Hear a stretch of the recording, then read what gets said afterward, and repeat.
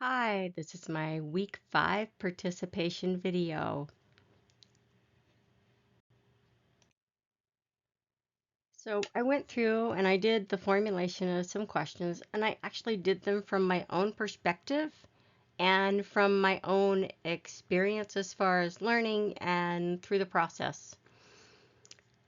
Overall, I think I want to really learn how to implement the principles being taught within the information we're given, so that I can use it right now to actually improve the way I'm studying.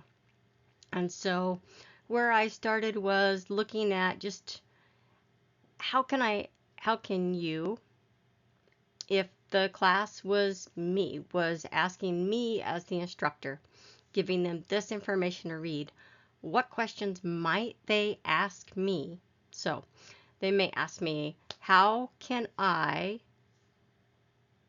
implement this personally implement the principles taught and shared in the article into my own study habits, like doing the calendar block planning, the scheduling pieces or parts of a project over time versus trying to do it all the day or two before it's due.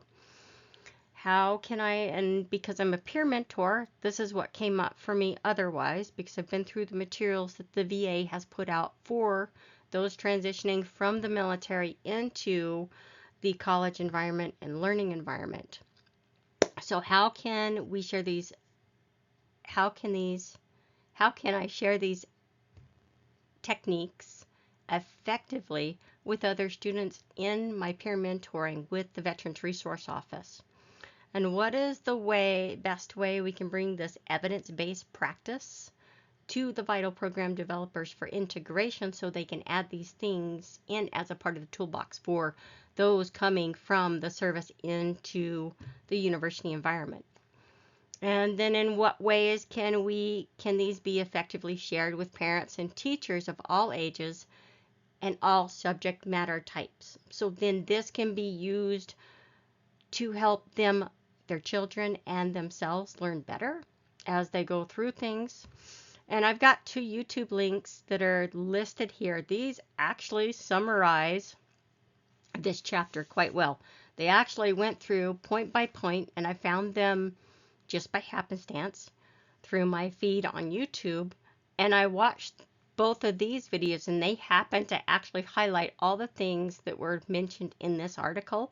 And I think it was a really good quick overview. It took maybe 10 minutes for each video to watch and for them to go over that material. So when I was looking at the ones for learning to teach adults, I have an admission to make. I have both been the underprepared and the overprepared for the lessons I have taught.